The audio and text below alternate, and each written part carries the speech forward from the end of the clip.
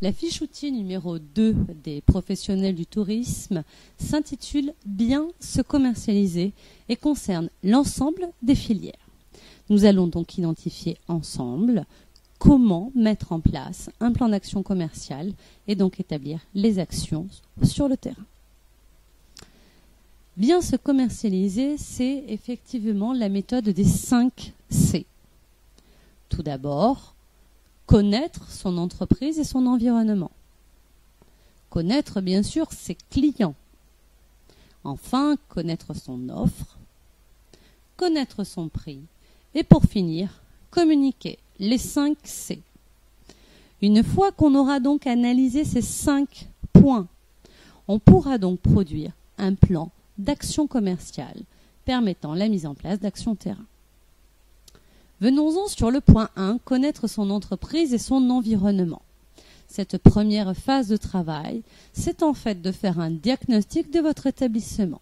Nous vous proposons de faire ce diagnostic sur la base des forces, faiblesses, opportunités, menaces, ou, comme son nom en anglais est peut-être plus perceptible, le fameux SWOT.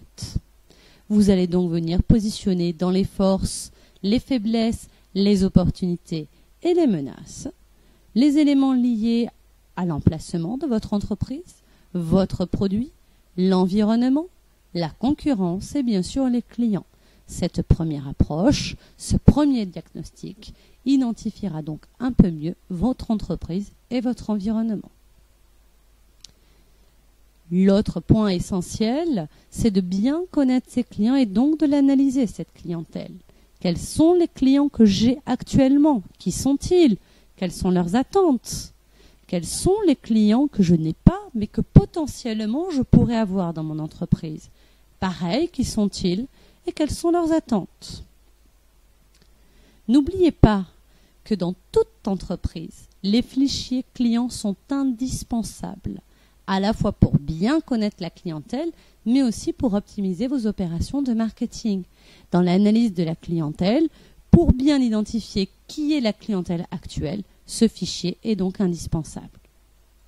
Troisième étape, connaître votre offre et donc clairement la définir.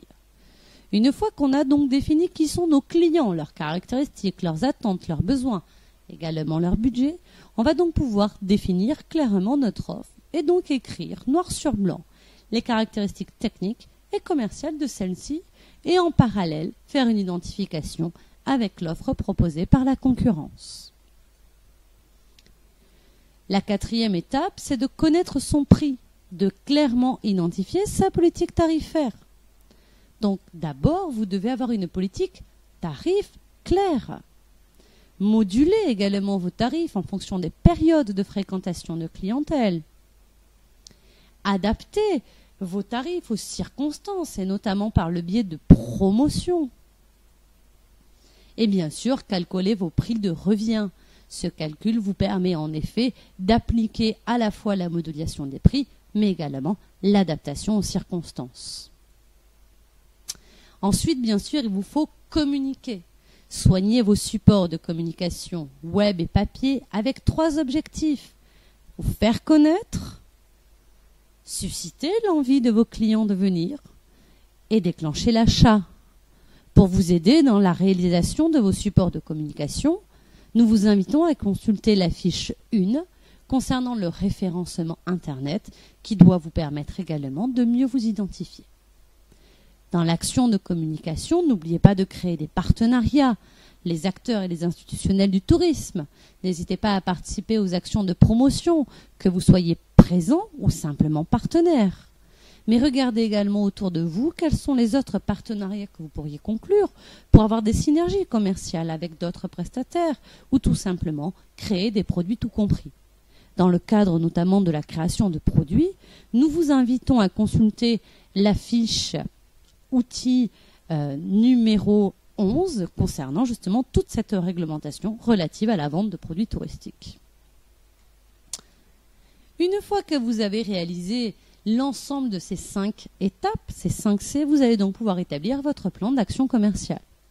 C'est-à-dire tout simplement faire des fiches actions pour chaque segment de clients que vous aurez identifié, définir les actions commerciales et les politiques que vous allez mettre en œuvre pour l'année à venir, définir aussi l'ensemble des actions de communication, qu'elles soient numériques ou papier, qu'elles soient effectivement dans le cadre d'actions communes ou de participation à des salons, et enfin planifier vos démarches. Vous aurez donc ainsi l'ensemble des actions à mener pour mieux commercialiser votre établissement pour l'année à venir. N'oubliez pas également, dans les politiques et dans votre plan d'action, d'avoir des politiques dites de fidélisation. En effet, garder un client revient 5 à 10 fois moins cher que d'en conquérir un nouveau. Un client qui est mécontent en parle en moyenne entre 10 à 20 personnes, alors qu'un client satisfait, lui, n'en parle qu'à 4 à 6 personnes. Un client fidèle est d'abord un client satisfait. Pour les fidéliser, maintenez un lien avec vos clients. Créez une carte de fidélité, il y a un blog, soyez participatif et actif sur les réseaux sociaux, proposez pourquoi pas de nouveaux produits ou des nouvelles réductions. Tous les moyens sont bons pour garder le lien avec le client. Attention cependant à ne pas envahir vos clients de courrier ou de mail, car à un moment donné, ils ne les liront plus. Également, faites-vous remarquer. Hôtels, restaurants, téléphones, loisirs. Aujourd'hui, les consommateurs achètent principalement sur la recommandation de leur pairs. Alors, faites-vous recommander par vos clients. Ce sera pour vous un excellent moyen de les fidéliser et de faire, bien sûr, de la publicité gratuite. N'oubliez pas, une fois de plus, on ne peut avoir de politique de fidélisation sans un bon fichier client documenté. Toujours dans les politiques à définir dans le cadre de votre plan d'action, n'oubliez pas votre politique de distribution.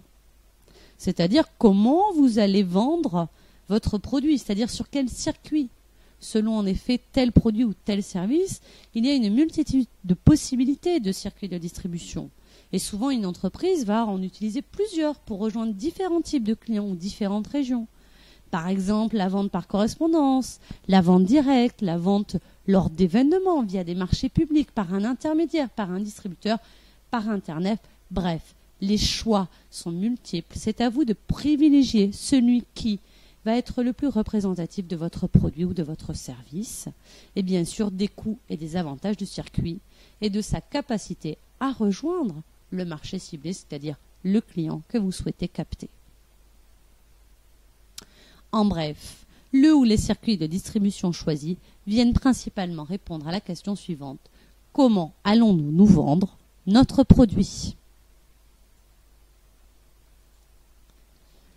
Bien sûr, cette fiche fait état des grands principes clés pour bien se commercialiser, mais nous vous invitons à aller un petit peu plus loin, et notamment pour vous, hôteliers, de télécharger directement le livre de la commercialisation hôtelière, mais également pour l'ensemble des filières de télécharger le livre blanc de l'action commerciale, afin d'avoir plus d'éléments pour bien se commercialiser.